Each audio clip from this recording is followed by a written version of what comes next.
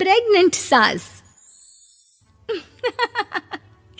जमाना कितना भी बदल जाए, इतना भी नहीं कि बहू घर आए और सास गर्भवती दिख जाए।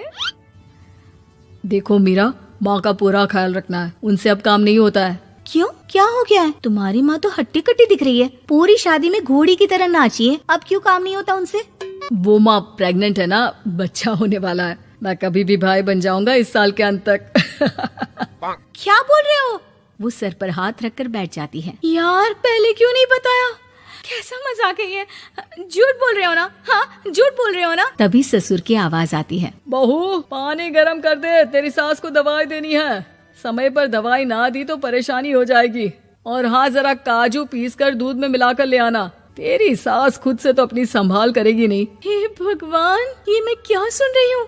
ये ससुर जी को क्या हो गया है? मैं क्या सोच कर आई थी? हाय रे, मैं तो किसी को मुंह भी नहीं दिखा पाऊंगी। अब ये रोना धोना बाद में करना, पहले गर्म पानी कर दो, माँ को दवाई देनी होगी। और हाँ, रात को माँ के पैरों में तेल लगा देना। बहू को गुस्सा आ जाता है, वो बड़बड़ करती किचन में जाती है जहाँ उसका ससुर खड़ा होता है। एक बड़ी जिम्मेदारी है हम सबके सर ऊपर। इस उम्र में माँ बनना खतरे से खाली नहीं होता। हाँ हाँ पता है, तो क्यों बन गई माँ? अरे खतरे से कम नहीं है तो क्या जरूरत थी लल्ला पैदा करने की? कैसी बात कर रही हो बहू? क्या तुम खुश नहीं कि घर में एक नया मेहमान आएगा, छोटे छोटे पैरों से पूरे घर में घूमेगा? पिताजी, ये हाथ जोड़े आपके, आप यहाँ से जाओ। ये शायरी बाद में बताना, अभी मैं पानी गरम करके थर्मस में दे देती हूँ। सारा दिन पिलाते रहो गरम पानी। और हाँ, ये बच्ची की बात बार बार मुझसे कोई नहीं करेगा। बहू का पारा अब चढ़ा ही रहता था। वो काम तो सारा करती, लेकिन किलस किलस कर। मीरा सारे काम से फुर्सत पाकर बैठी होती है कि माँ का फोन आ जाता है। बेटा, बहुत बड़ी जिम्मेदारी है तेरे सर पर, अच्छे से निभाना। ससुराल में हर किसी को खुश रखना वैसे तो मुश्किल है, लेकिन भगवान ही हिम्मत देता है बहू को हर कुछ सहकर सबको खुश रखने की। क्या बड़बड़ किए जा रही हो माँ? जानती भी हो कि यहाँ क्या चल रहा है? मेरी सास, अरे तेरी सास तो देवी है देवी। कितने खुश हो रहे थे सारे तेरी सूरत देख देख कर। पता नहीं जैसे बहू नहीं कोई मन मांगी मुराद मिल गई हो उन लोगों को। अरे बात तो पूरी सुनो। मन मांगी बुरा तो पूरी हुई है।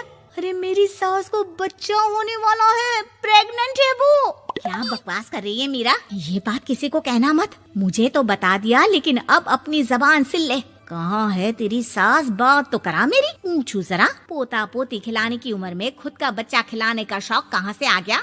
और आया भी तो बताना तो चाहिए था। अब क्या नाक कटाने के लिए हम लोगों से रिश्ता जोड़ा है? रुक, तेरे पापा से बात करती हूँ। मीरा फोन रखकर लेट जाती है। वो एक सपना देखती है कि उसकी गोद में एक बच्चा खेल रहा है। भाभी की गोद में कितना खुश दिख रहा है ना, लग ही नहीं रहा कि भाभी है। मैं तेरे लिए क्या लाया हूँ, सोने की बालियाँ।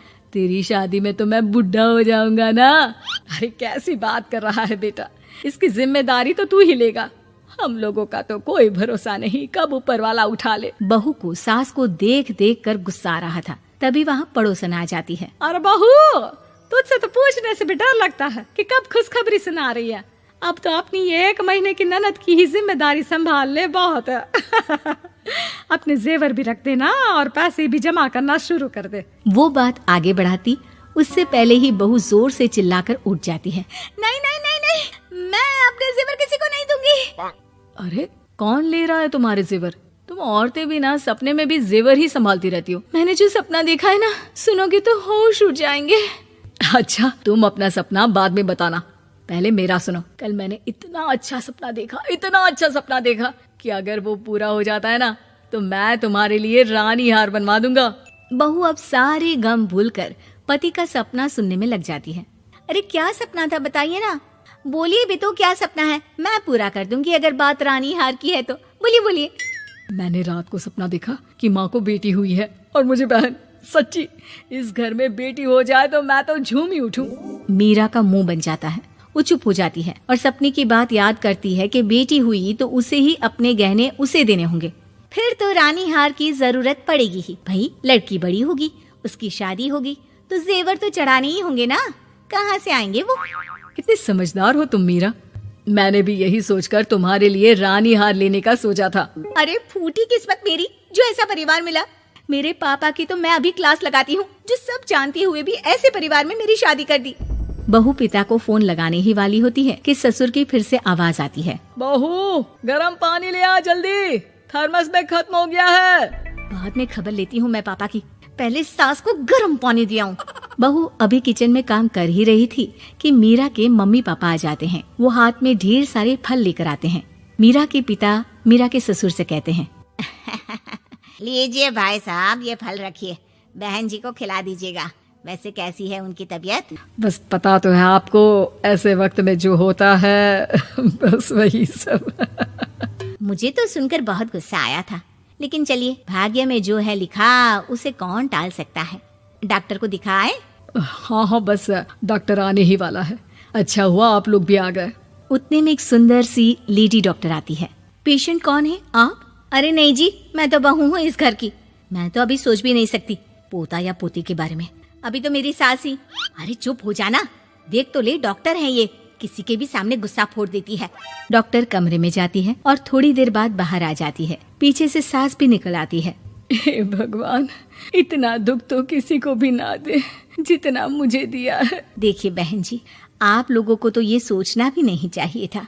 वही तो मैं भी कह रही थी कि आप लोगों के लिए तो सोचना भी गुनाह है, लेकिन अब पछताए होत क्या जब चिड़िया चुग गई खेत। डॉक्टर वहाँ से चली जाती है।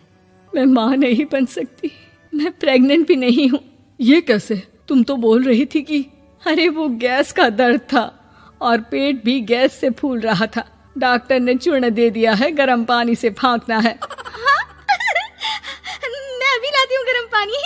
अरे मैं तो गीजर ही लगा देती हूँ। हाय रे, खुशी के मारे पागल ना हो जाओ।